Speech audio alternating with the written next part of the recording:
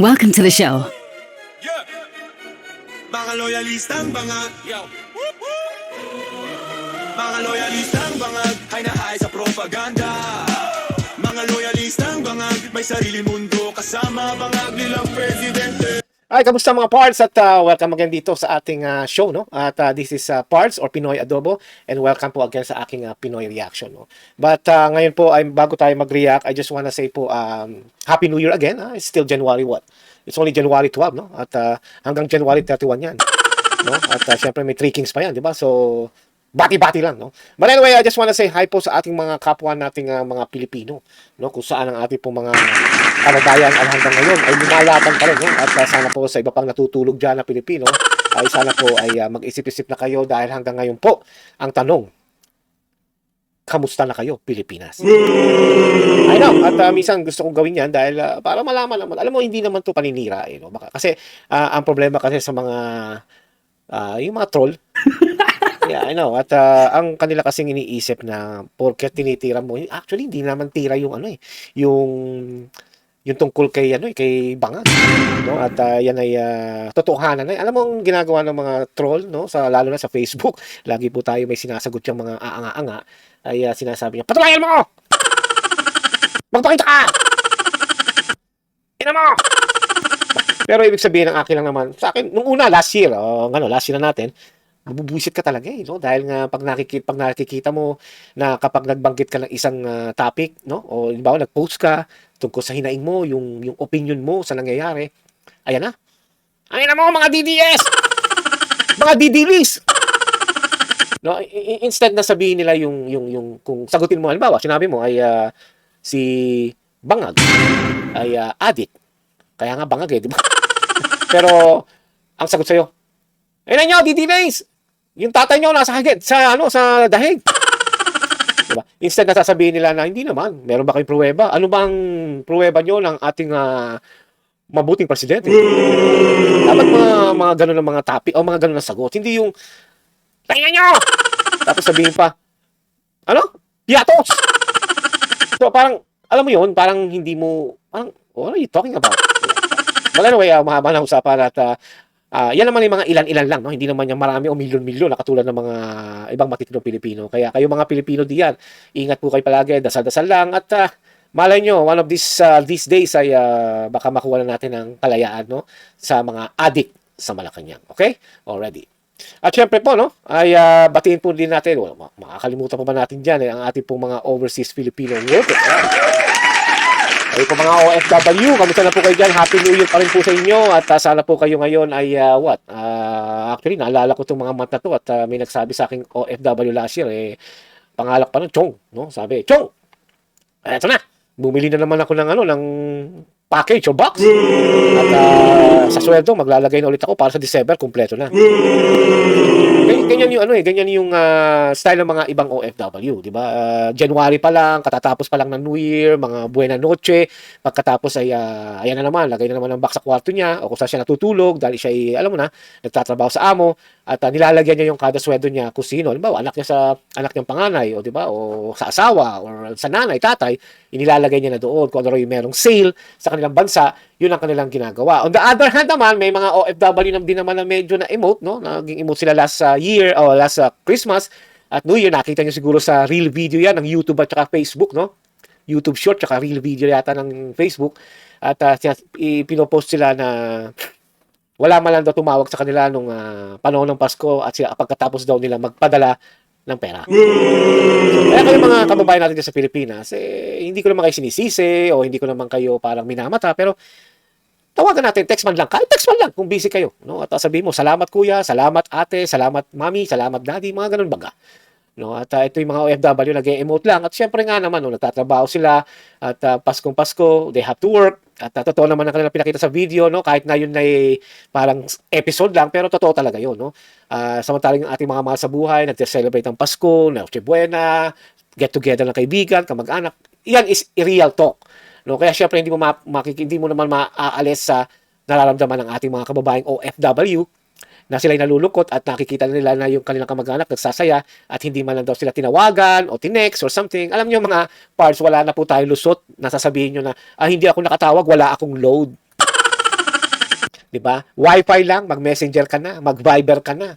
O baka Zoom pwede pa kung ginagamit pa 'yan o kung saan man o Instagram, I don't know, I don't have Instagram. Pero what I'm saying is there's lots of communication na.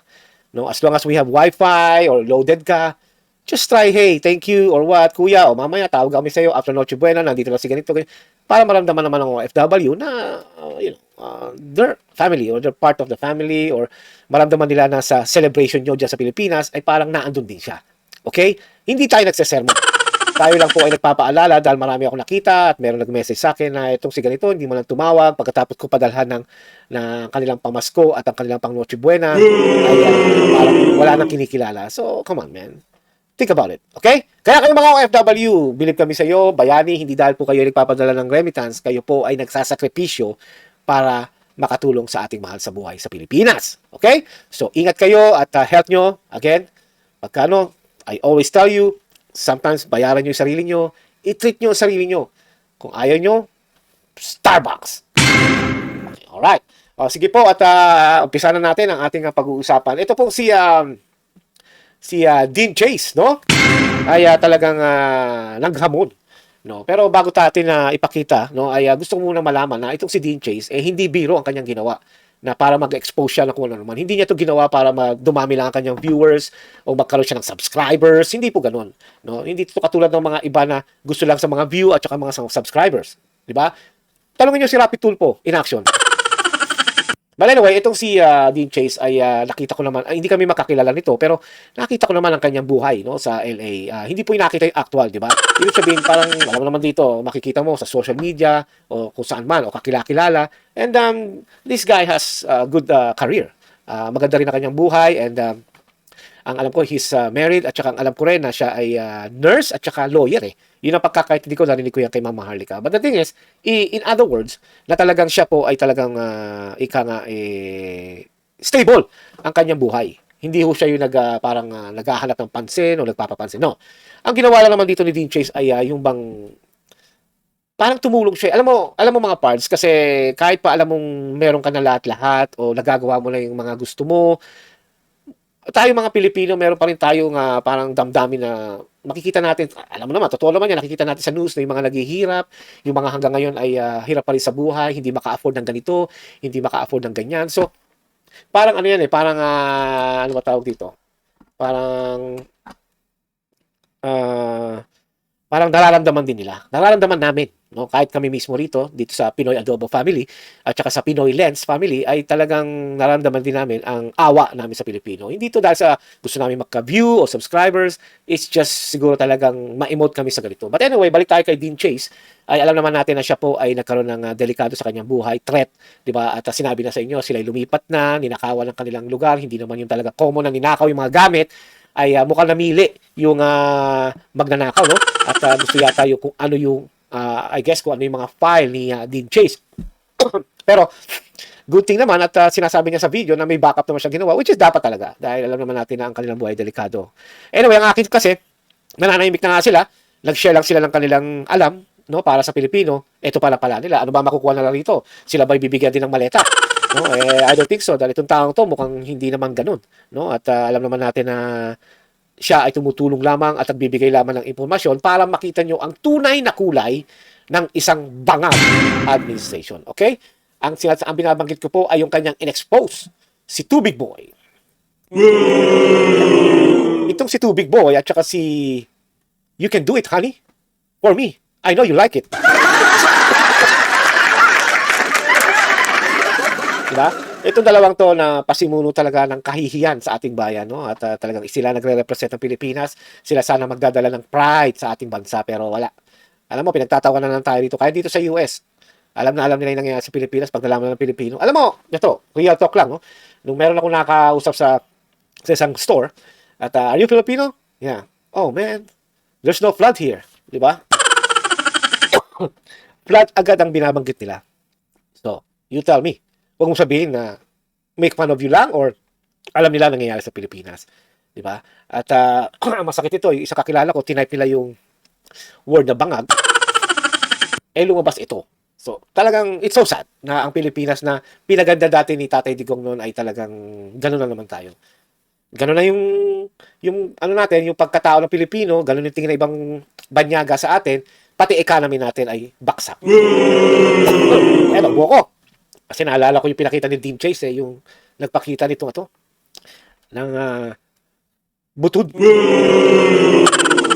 Okay? But anyway, panoorin po natin yung sinabi ni Dean Chase at saka ni si Dean Chase lang, ano ba yan? At pakinggan natin, at alam ko naman sa inyo, napanood nyo na, pero at least ito, papakita ko ulit, lalo na sa mga taong OFWs na nagtatrabaho at bumabawi sa malaking gastos nitong nakaraang Pasko. Okay? Watch for it. Magandang araw po sa ating lahat, si Dean Chase po ito. Ito na nga po, nabasa ko na po at nakita ko po ang kabuuan ng reaksyon o komento ng palasyo paukol sa expose namin ni Mr. T. Ito na nga po, ang kakapal talaga ng mukha nito, ang inanto. Nagmura pa no? What can we do? No? Talagang galit na galit talaga siya sa nangyayari sa kanyang buhay ngayon. No? Sinabi mo, Claire Castro, dapat may maagdanan ng aksyon patukoy sa bagong paratang sa mag-asawa na nasa palasyo. Di ba? Pinasusundan nyo na kami. Diyan na pupunta ang taxes nyo. Pinagsasayang ang pera ng mamamayang Pilipino. Magkano na ng budget nyo na niligay sa amin dito sa Amerika? Milyon-milyon na naman yan. Para lang matukoy kung saan kami nakatira. Kakalipat lang namin. Tapos minutusan na naman kayo doon. Sa old neighborhood namin. May paikot-ikot doon, parang tanga. Nagtatanong kung saan na kami lumipat. Di lang yan, kinuha nyo ng laptop ko, di ba? Andun ang mga files. Akala nyo naman, tanga ako na hindi ako nag-backup. Lahat may backup yan. Sa tingin nyo talaga tanga ako? Nakuha nyo na rin ang cellphone ni Mr. T. Di ba? Yun talagang gusto nyo makuha, ang cellphone ni Mr. T, kasi alam nyo, andun ang lahat ng contacts ng mga opisyalis na naging customer niya, di ba? Di ba yan? Yun ang gusto nyo makuha. Kasi ang taas ng lista ng pangalan dun eh. Mga messages. Yeah, yun yung balita nga na wala namang ibang ginalaw kundi yung kanilang mga, yung something like that, yung mga cellphone, yung laptop daw, yun ang kinuha kay Dean. Usually, eto, di ko naman sinabi na magnakaw kayo, no? Pero usually, pag magnanakaw ka, hindi lang yun. Baka pati TV ni Dean Chase kinuha kung siyempre, lahat naman ng tao naka-flat screen na, di ba? O bakit hindi kinuha yun? Or kung ano man, kung may bicycle din si Dean Chase, kung nagbabike yan, pwede rin kunin yan. No? Ba't alam ko yun? Ito kasi mga nababalita ko dito sa amin sa lugar yun yung mga nagnanakaw pag pinasok po. Kasi minsan dito, mga nag-i-invade ng magnanakaw, yun yung mga kinukuha. Pagka makita pa yung susi ng kotse nyo, kukunin din niya sa garage. So, it's like that. Pero kay Dean Chase, yun lang ang kinuha. So, talagang you can tell na meron nag-uutos at kunin ko rin dapat makuha. Diba? Para siguro takpan ng mga nangyayari ngayon. Lalo na nag-expose na nga si Dean Chase sa mga ganyan. Kaya hinahanap nila at talagang they're trying to be, to cover it up, which is wala lang nga siya mako-cover kasi nailabas si Dean Chase. And good thing is talagang ito taong to ay matapang niyang sinasabi na kung ano talaga, no? Kung ano yung lumabas, pati si Mr. Tubig. No? Kaya saludo tayo dyan. Tuloy natin. Meron pa ng isang dun eh. Sino yun? Anak ng isang presidente ng senador na. Eto no?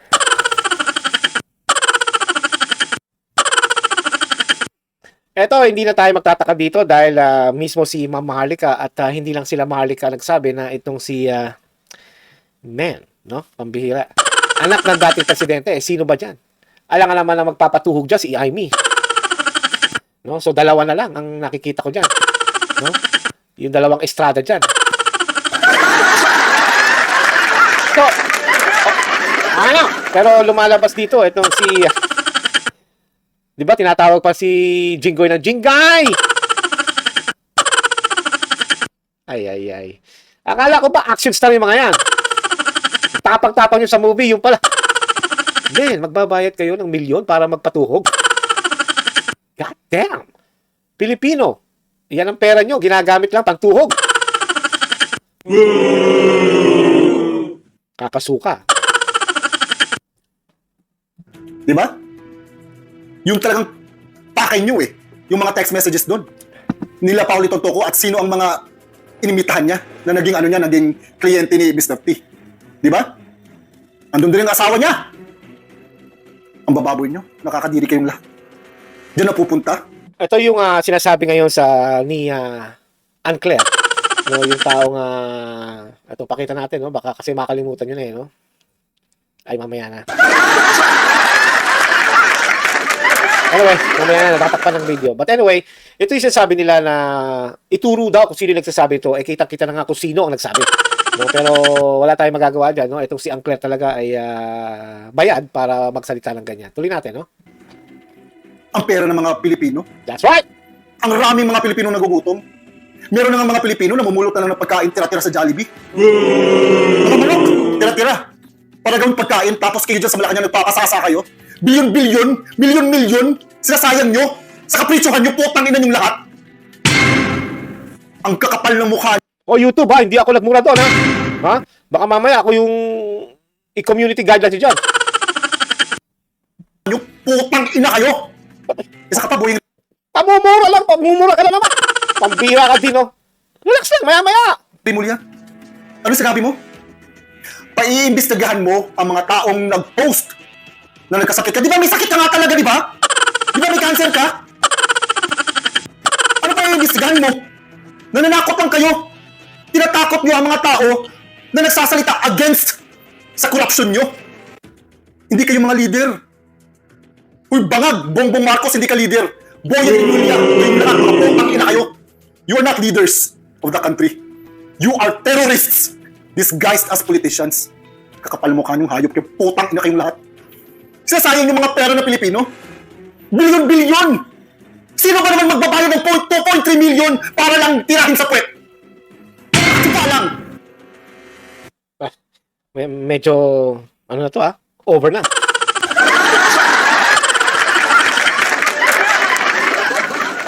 $3 million?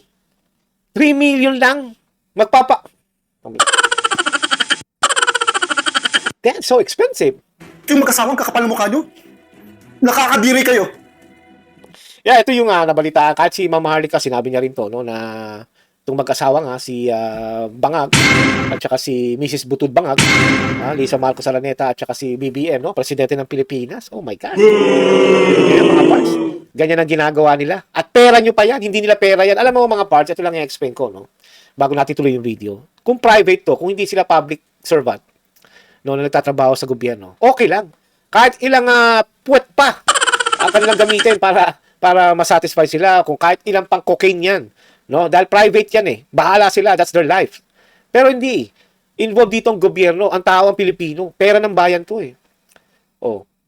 'Di ba? Kaya nga ngayon 2026 sabi nila pinakamalinis daw na budget o BICAM. Pero hindi rin. Maraming insertions pa rin, no? Ano 'yan? Ilang puwet 'yun?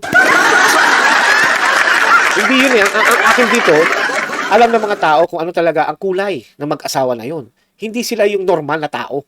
They're not. No? I mean, talaga, they're not really normal people. And then, yan ang mismo natin sinusunod bilang presidente, tas as yung unang ginang. Can you imagine that? Pero yung mga Pilipino, baliwala lang. Ano, parang okay na lang ba sa Pilipino yung bastusan na lang, tuloy ang laban? Ganun lang ba yun? Naaawa ako sa mga Pilipino. Exactly. Alam nyo, wala akong nakukuha dito. Maganda ng buhay ko dito sa Amerika. See? Maganda ang trabaho ko dito. Pero naaawa ako sa mga Pilipino.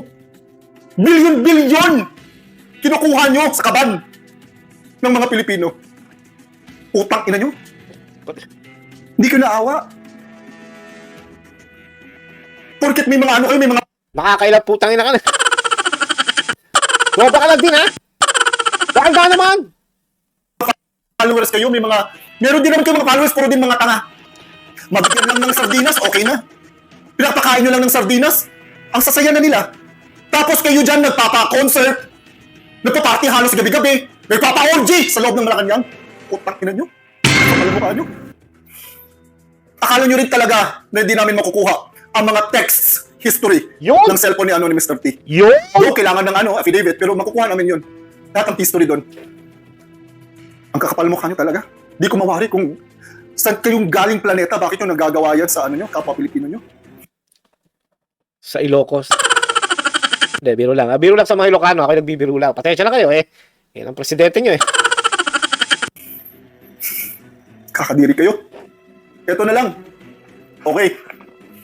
Since mabigat tong ko, ebidensya ko sa inyo. Alam nyo? You know within your hearts of hearts na mabigat tong ebidensya na hawak ko. Let's make a deal. Mag-deal tayo. Magpa-hair follicle test kayong dalawa. Sa Marcos, Bongbong Marcos, isalin nyo na lahat ng ano nyo, pamilya nyo. Magpa-hair follicle test kayo. Deal ah, magpa-hair follicle test kayong lahat. Pag negative kayo, susuko ako. Isusuko ko si Mr. T. Sige, kahit ipapatay nyo pa ako.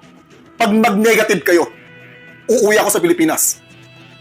Ibibigay ko lahat ng mga files na meron ako. Beverly Hills files, ang bimbangan video nyo at audio, ibibigay ko lahat. Tapos susuko ako. Pero pag nag-positive kayo, hayaan nyo na mga Pilipino ang humusga sa inyo. Eh, ang problema din yung mga Pilipino, hindi pa rin nagigising. Actually, yung ebidensya pa nga lang at saka yung sinabi pa lang ni Mama Harlika, malaking bagay na yun. At marami pa, syempre, nadagdagan na lang yung mga bike-cam na yan, yung mga insertion na yan, dagdag na lang yan, flood control, dagdag na lang din yan, although maraming namatay sa flood control, di ba? Kaya, ito kay Dean Chase talagang malaki rin, malaking scandal din ito. But before that, meron na si Butut, kidnapper pa ng yung anak ng nung kaibigan niya. Tapos syempre si Bangag, kaya may video na tumitira ako kay last 2012.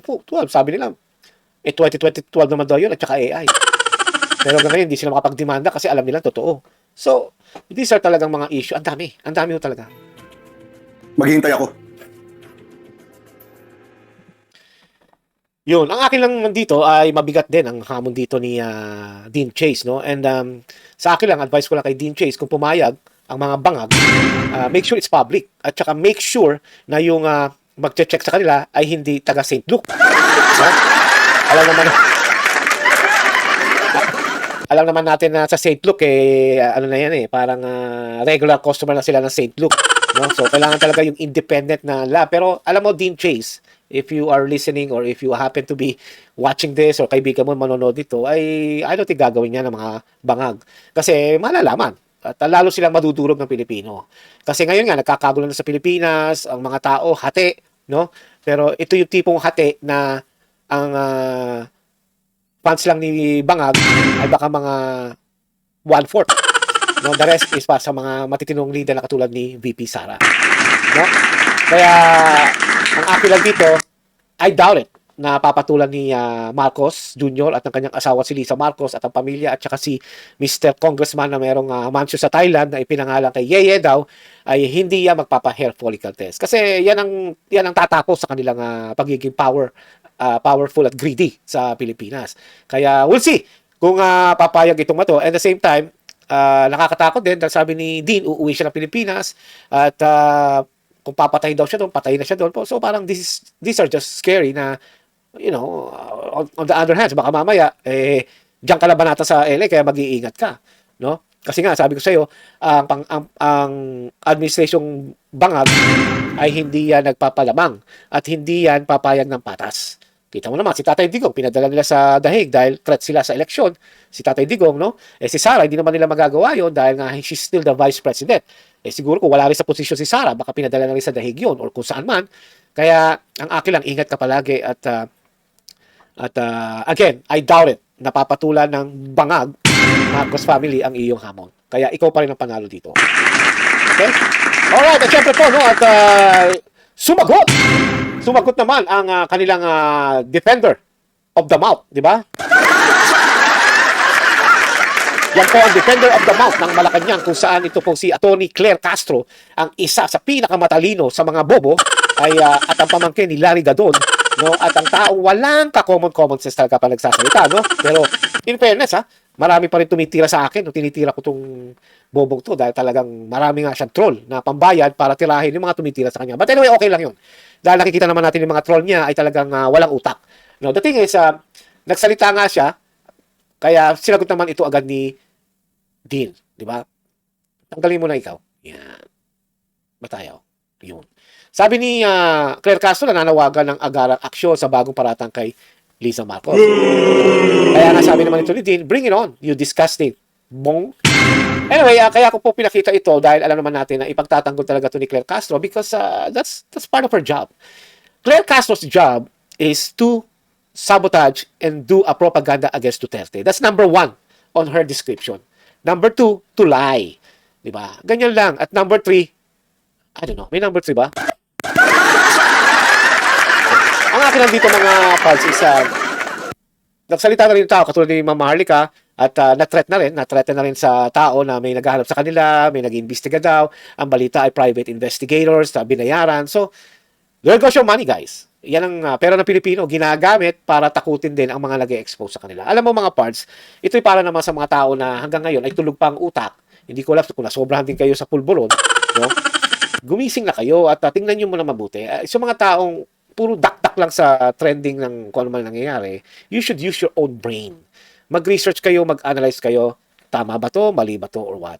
Yun lang naman ang aking payo doon. Pero kung titirahin ng mga DDS na wala namang kasalanan pag kami ang nagbibigay ng opinion o comment sa isang topic, wag naman ganun. Pero wala tayong magagawa. Kung bayad kayo ng bangag at saka na ni Claire Castro, ganun talaga. Tuloy-tuloy ang atake nyo sa walang common sense. Okay? I mean, yung pagiging wala nyo common sense pala. Ano ba? Pati ako nabubulo. Anyway, ang aking conclusion dito is Dean Chase is daring or trying to dare the Bangag administration na magpa-hair follicle test kayo if you want the whole evidence or documents. Again, kanina sabi ko, it's because it's just a waste of time, Mr. Dean Chase, kasi hindi gagawin yan ng mga bangag. Ang gagawin nila is try to hurt you or try to threaten you or try to scare you. Yan ang gagawin nila or try to, ididemanda ka kunwari kasi they have the money of the Filipino people. Walang pera yung mga yan. No? Ang perang ginagamit nila panakot sa mga taong nagbibigay lamang ng free speech at kung ano nararamdaman nila na mali ang ginagawa ng government, is takutin kayo by way of demanda, gurgul, imbestigahan, kung kinakailangan kayo, tanim witness, tanim kaso. Yan ang ginagawa ng Bangag administration. And wala na tayong magagawa doon. Hanggat naandyan ang pamilyang Bangag, ay hindi po magbabago ang kondisyon ng Pilipinas. Babaksak at babaksak at babaksak ang Pilipinas. Wala po tayong magagawa. Diba? Kung si Bangag ay merong pangalang Build Better More, ako meron. Babaksak ang Pilipinas.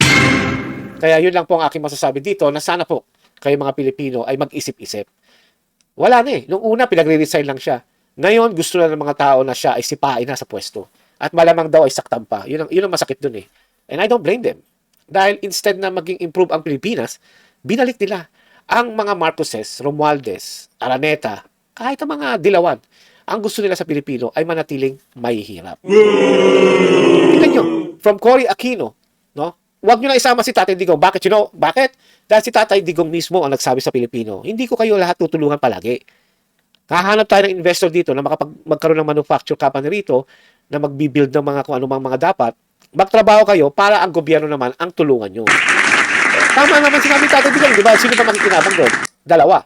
Kayo mga Pilipino at ang gobyerno. Bakit? Magkakaroon lalo ng bayad sa tax, mag-i-improve ang Pilipinas. Magkakaroon ng income ang Pilipinas, magagawa yung mga project na gusto ng Pilipino. Di ba? Hindi. Ito ngayon, si Bangag, kinampihan ng Makabayan Block. Di ba? Kinampihan ng mga Dilawan. O, adik pa. O, magnanakaw pa. O, gugurgurin ka pa. O, so, tatakutin ka pa. Di ba? At gusto nila maging mahirap ang Pilipino. They want you to be poorer. If there's a word poorest, I don't know, maybe there is. Para sa inyo lagi didikit sa kanila. And they want to stay on the power. They don't want Sara Duterte to win, or they don't want Sara Duterte to take over, ay para sa kanila lang. Okay? At sabi nga ng isang OFW sa akin, bakit daw si Sara hindi pa rin makaupo o hindi siya tumutulong para sa masipa ng Bangag. Hindi po ganun si VP. VP doesn't deal with anyone. Kasi alam niya, kapag nakipag-deal siya sa mga grupong ganyan, katulad ng ERAP at saka GMA, ay magkakaroon siya ng utang na loob, hahawakan siya sa leeg. So, ang gusto niya siguro, para sa akin to hindi galing sa kanya, is, masipa si Bangag bukas, ay siya papalit, wala nag-deal sa kanya na, pag ikaw ang nakaupo, itong gagawin namin, dahil tinulungan ka namin makaupo dyan. Ayaw niya ng ganun. Gusto niya, pag siya nakaupo, she will do the progress, the improvement sa Pilipinas. Yan ang mga Duterte. Yan si Sara. Idagdag nyo na si Marcoleta. Alright, speaking of Marcoleta po, ay hopya lang po. At okay na. At syempre po, sabi nga ni VP Sara, mahalin natin ang Pilipinas. Atin yan. Yan lang ang meron tayo sa mga katulad natin Pilipino. Okay? God bless at please subscribe, comment, like, share nyo ang ating video. Okay? At syempre po kay Pinoy Lens, please, tulungan din natin katulad ng sa akin. Dahil ako rin yan. Okay, hanggang dito na lang po at syempre po, I will see you again very soon. Already. Ingat.